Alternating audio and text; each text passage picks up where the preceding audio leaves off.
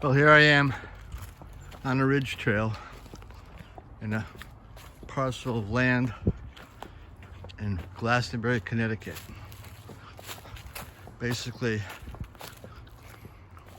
I built this trail based on some old crazy ATV trails that were abandoned, I don't know, 20, 30 years ago.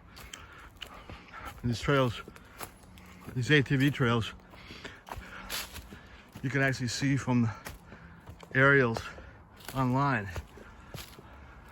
I'll include that picture shortly. It's a very beautiful parcel of land, especially this ridge area. Down below, 800 feet down, there's a little stream valley, some ancient dams,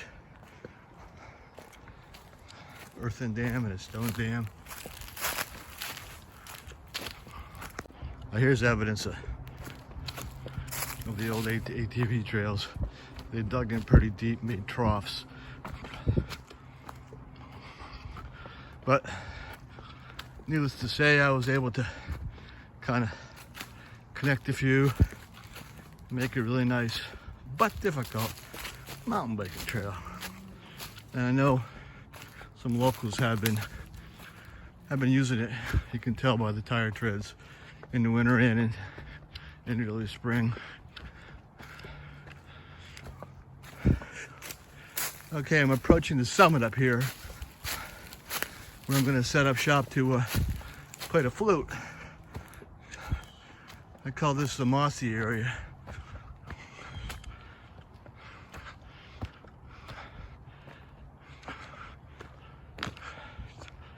As you see, there's a bed of moss like carpet all around. It's very beautiful.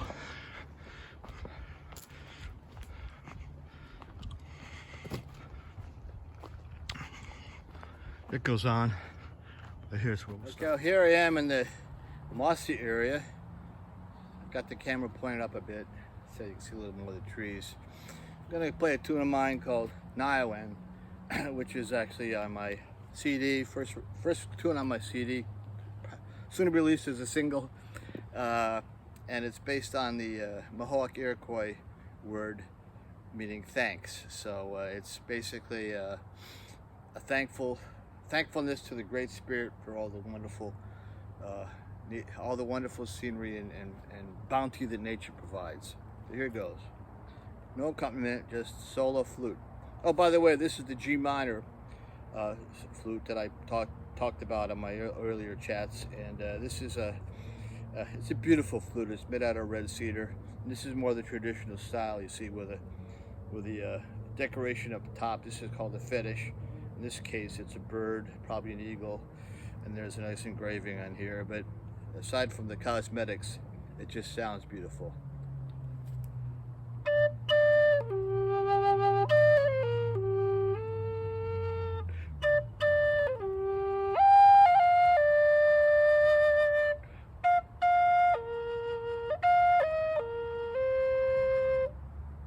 There's a bug on my ear.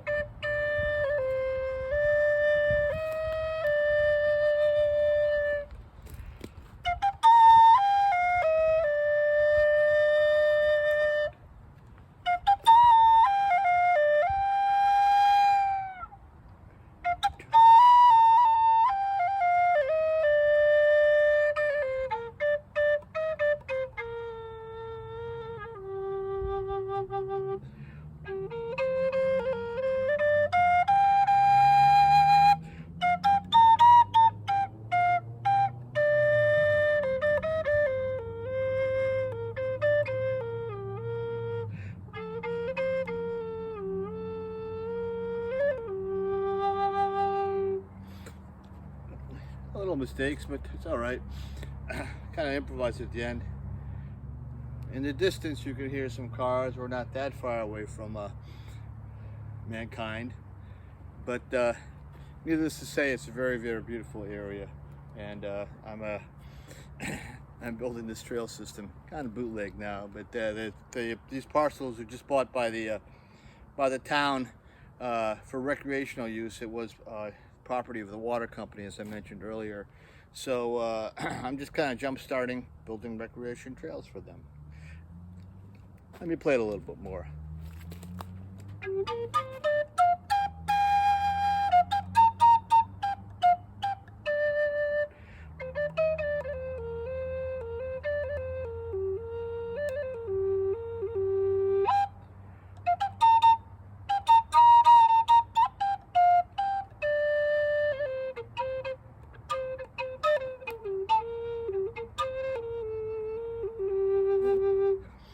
So the trick to this is to, play it expressively. There's a lot of different articulation techniques. Obviously, being a trombone player, there's a lot of stuff that kind of translate directly in terms of making notes accented, in terms of making short, in terms of making notes long. Of course, I got the added luxury of using trills, which are kind of difficult on the trombone unless you do lip trill, And another thing that you can translate from the trombone playing, any brass playing, is like flutter tonguing and double tonguing, flutter tonguing. I'll give you a demonstration.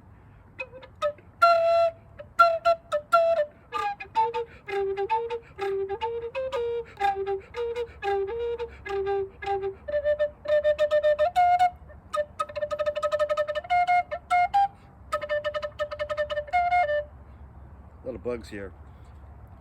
So I'll be walking a little bit more on this trail to show you a bit more of it, but that's enough of the flute for now. Hope you enjoyed it.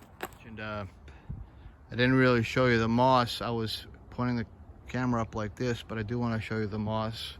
And down here is quite a precipitous drop to the stream. There's a crossing down there. And here's looking back how we came. It's a bit hilly here. It's a bit of a challenge on the bike, but I know a lot of people do use this place, locals. Matter of fact, I've run into a few locals, and they've actually encouraged me to continue doing this, what I'm doing. As you can see, it's pretty solid. Do you know that there's over 12,000 different varieties of moss, and it can absorb liquids up to 20 times its own mass. It's quite a unique plant. It's called a non-vascular plant. You can read about that online. But one thing cool I discovered is recent research determined that mosses spread across the globe about 470 million years ago and contributed to the ancient ice age. Due to the way it's kind of complicated, but due to the chemistry of how they broke down rocks, and they caused a lot of heating. Again, I encourage you to go online and look that up. It's really mind-blowing. Yeah, and lastly, I'm getting down to there's another trail down there, kind of a main artery to get from one side of the park to the parcel to the other.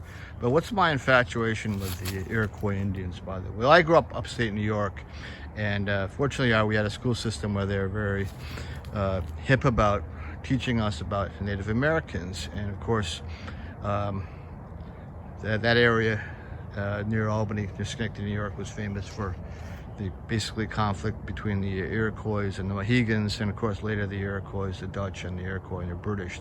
The Iroquois did side with the British some of the Iroquois decided with the British during the American Revolution. It split the whole league apart. But it's fascinating. And it's fascinating here as well.